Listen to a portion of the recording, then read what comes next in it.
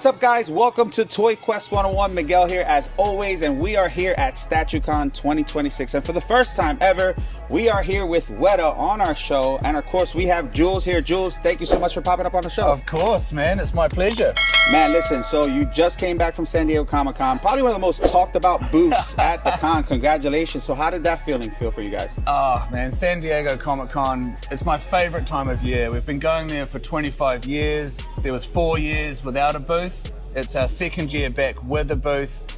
It feels incredible, man. Like, Comic-Con's like the beating heart of pop culture, you know, so to be able to interact with it and, you know, to meet our friends, meet our fans and collectors, it's like life affirming. Yeah, for sure. A sense of gratitude after all the hard work and stuff. But listen, one of the most talked about booths was Weta at San Diego Comic-Con. I mean, all nothing but positive things. I'm super excited to have you guys here at Statue Con, right? We're excited to be here, yeah, man, I am too, because I've been dying to meet you guys. Obviously, I mean, we haven't never had really any Lord of the Rings stuff or Warhammer stuff on my show, so it's gonna be the first time ever, and the first time you guys being here, so I'm super excited. But we got two IPs here. We have Lord of the Rings and we have Warhammer. So why don't you talk to us about, let's start with the Lord of the Rings piece here. What are we looking at? Okay, so this is Faramir on horseback.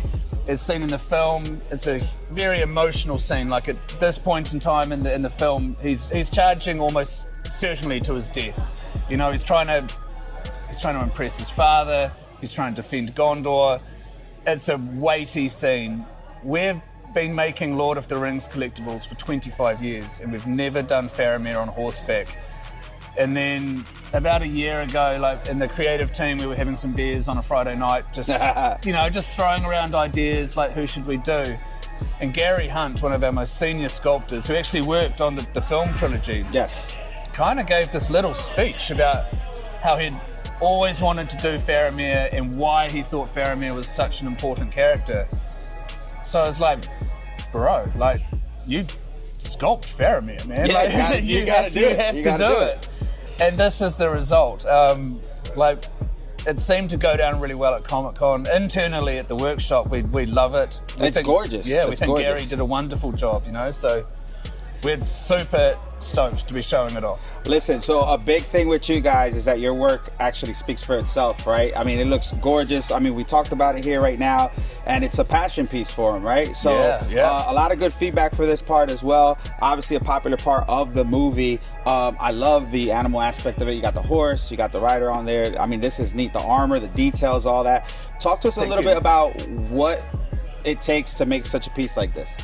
Well, God, a lot of things. So, like you said before, passion, I think that's really, really key. Oh, yeah, like, for sure. You have to, like, when something gets brought into existence, I think it needs to be brought into existence with love and passion. And if those two things are present, there's something intangible that carries through the whole project and into the final piece.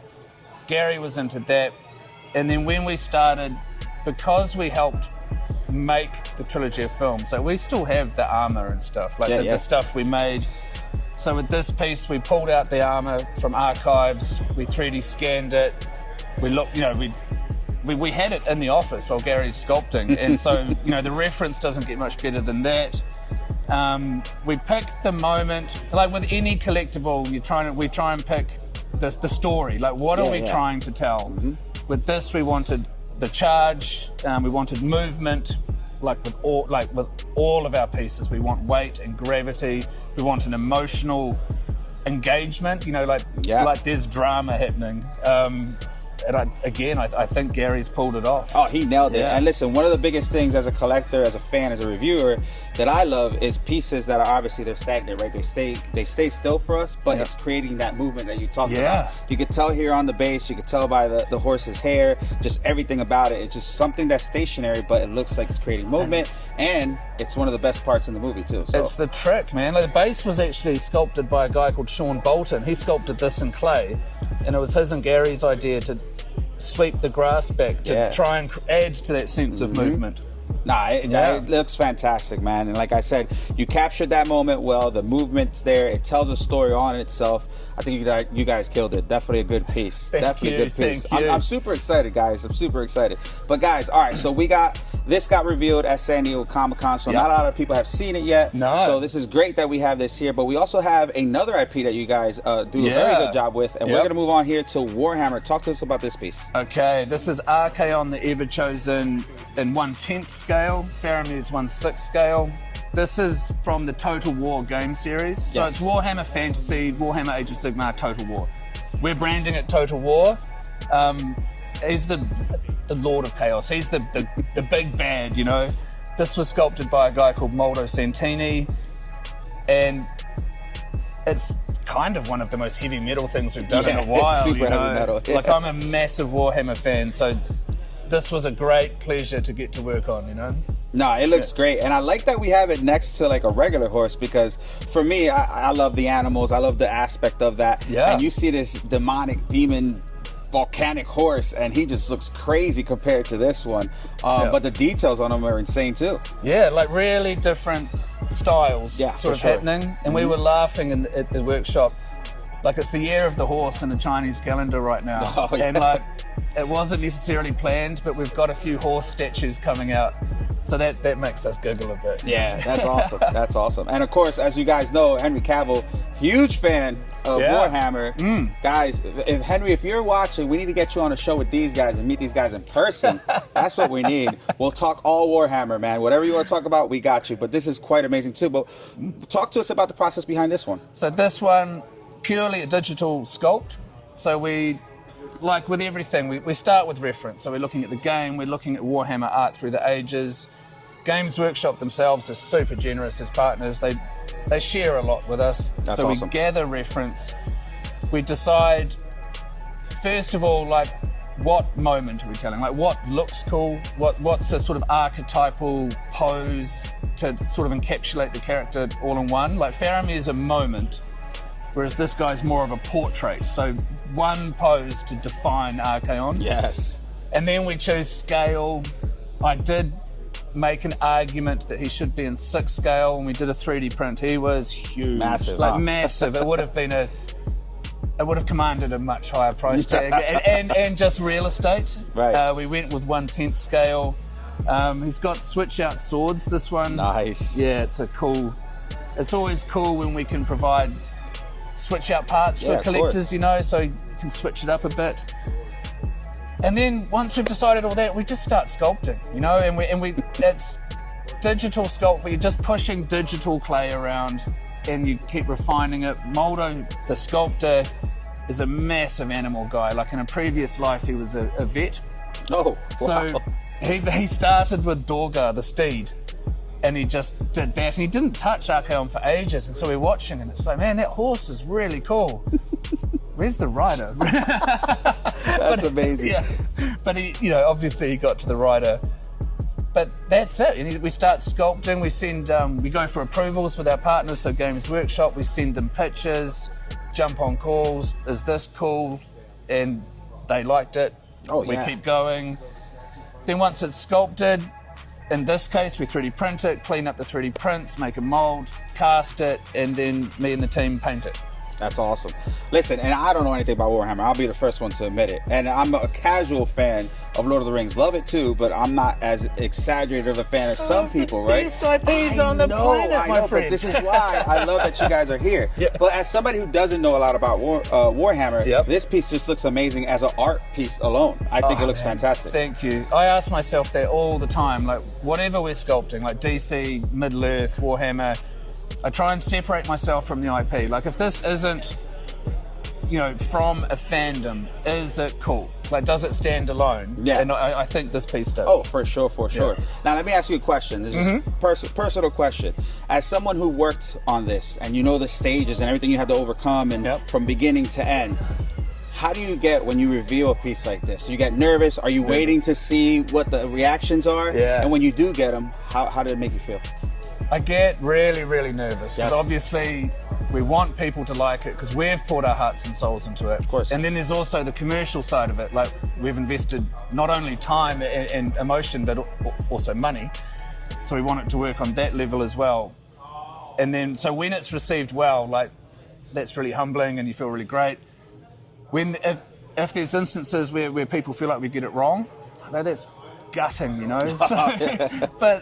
So we'll, in those instances, we'll go back and make changes, or we'll defend our decision if we feel like we've made the right decision. Right.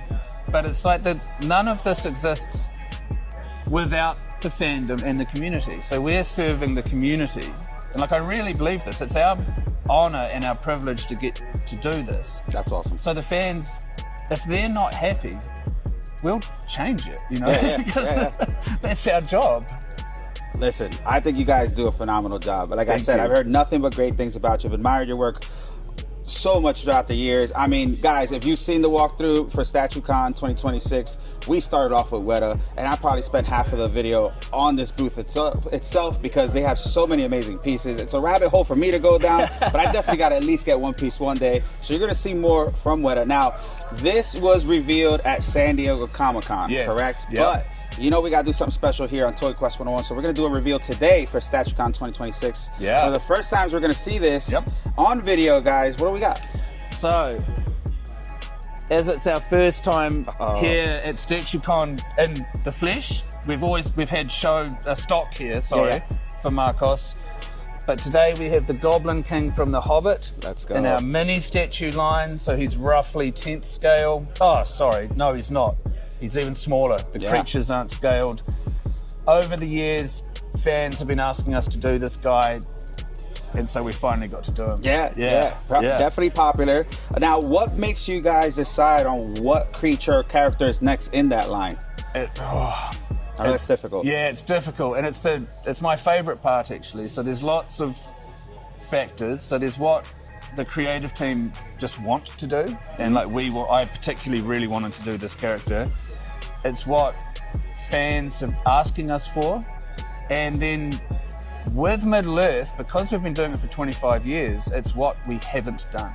Let's go. Yeah. You know, like we might have done it 16, 20 years ago, so perhaps it's time for a refresh, and we never want to be taking advantage of people. So if we genuinely think that we could bring something new to the table with a character or environment we've done before, we might do that. So it's a mixture of all those things, really. Yeah. Dude, it's awesome. I mean, and listen, this miniature statue line, it's great for people who don't have a lot of space, don't want a large footprint. Yeah. And as you can see your other pieces, you see some in the background, especially this guy over here. I don't know if you can see it on camera, but they have massive pieces. So for this line, it's popular and it's cost effective too, right? Absolutely. Like ranging around those prices. Yeah, like 99 to 139. Yeah. Yep. And like, I'm a collector too, so like, I get it. Like, I'm running out of space. Everybody is. And like, the world has been so strange the last 5 years. You know, like, there's not as much money around at the moment. Yeah. So these smaller statues being accessible for people's great. And just the real estate, man. Like, there's only so many big statues you can have in your house. This is true. But listen, these guys, they look amazing. All pieces here look great. I want to congratulate you, and I want to thank you for jumping on with us on Toy Quest 101. Of course, man. Hopefully we'll get you guys on our live to talk to our viewers, talk a little bit more about the company, New Zealand, everything, more work that you do with them. But man, this has been great, guys. Make sure you stay tuned because we're going to have more videos from you guys here at StatueCon 2026 and Weta. Thank you, guys. Bye.